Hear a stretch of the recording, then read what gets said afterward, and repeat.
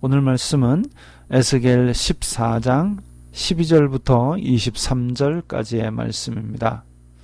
여호와의 말씀이 또 내게 임하여 이르시되 인자야, 가령 어떤 나라가 불법을 행하여 내게 범죄함으로 내가 손을 그 위에 펴서 그 의지하는 양식을 끊어 기근을 내려 사람과 짐승을 그 나라에서 끊는다 하자. 보통 하나님께서 심판의 도구로 쓰시는 것이 기근이 있고 질병이 있고 전쟁이 있습니다. 그 고대 사회에서 있었던 그것이죠. 그 외에도 하나님의 심판의 도구들은 다양합니다.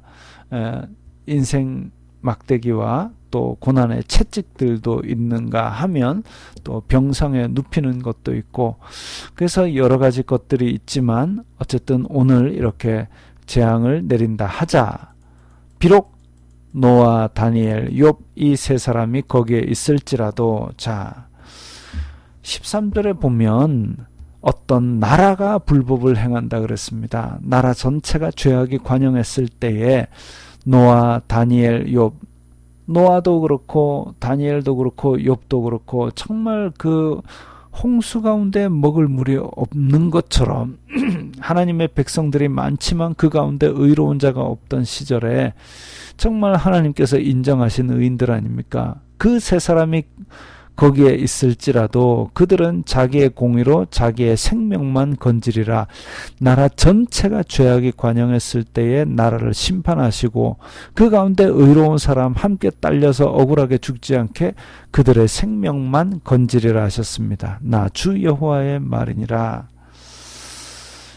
가령 내가 사나운 짐승을 그 땅에 다니게 하여 그 땅을 황폐하게 하여 그 사람이 그 짐승 때문에 능히 다니지 못하게 한다 하자.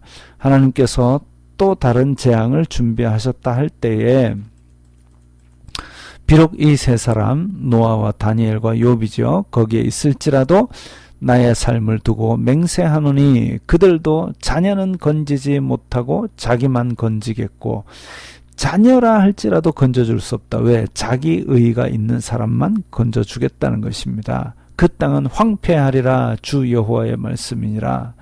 하나님의 심판은 누구도 피할 수 없고 오직 하나님께 통회 자복하는, 그래서 하나님께서 용서해 주신 그 의인만, 그 사람들이 의로워서 사람이 의롭겠습니까? 의로우면 얼마나 의롭겠습니까?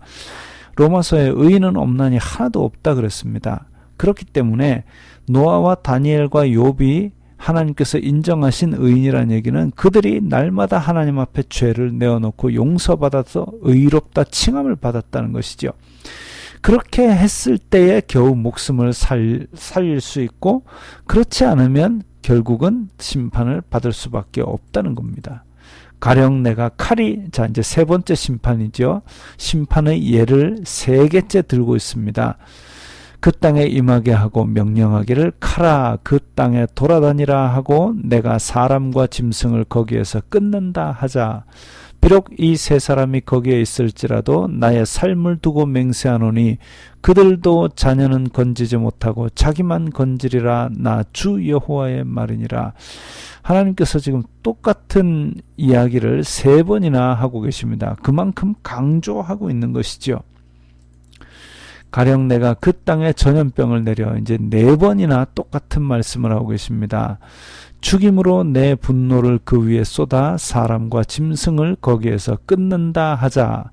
비록 노아, 다니엘, 욥이 거기에 있을지라도 나의 삶을 두고 맹세하노니 그들도 자녀는 건지지 못하고 자기의 공의로 자기의 생명만 건지리라. 주 여호와의 말씀이니라.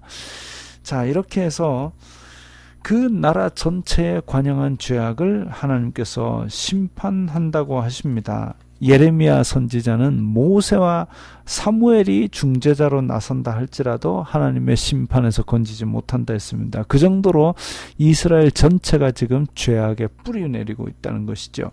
우상 숭배와 탐욕과 악독들로 언약이 깨어진 상태입니다.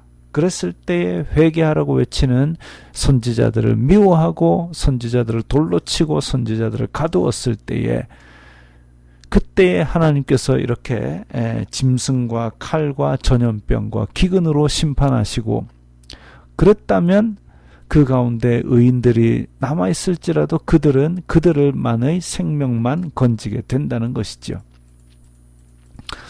주 여호와께서 이같이 이르시되 내가 나의 4가지 중한 벌 곧 칼과 기근과 사나운 짐승과 전염병을 예루살렘에 함께 내려 사람과 짐승을 그 중에서 끊으리니 그 해가 더욱 심하지 아니하겠느냐.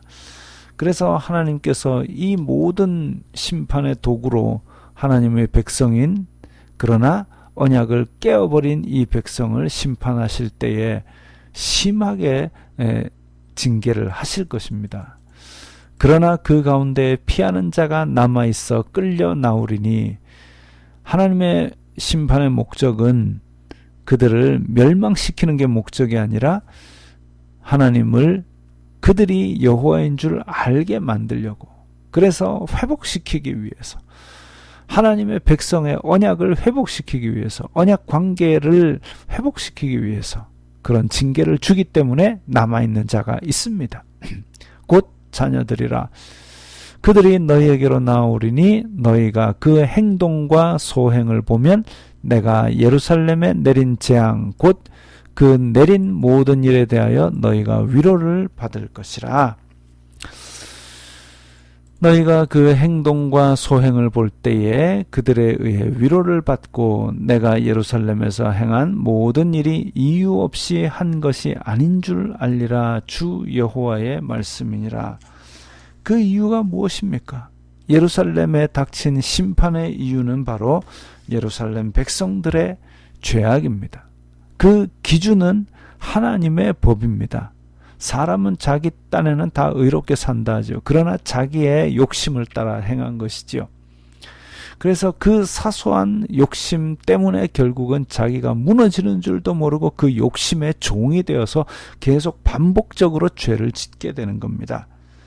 하나님은 법대로 심판하는 공의로운 분입니다. 오직 하나님의 은혜와 자비에 매달려서 나의 죄를 용서해 달라고 회개하지 않으면 하나님의 긍휼 없는 심판만이 있습니다.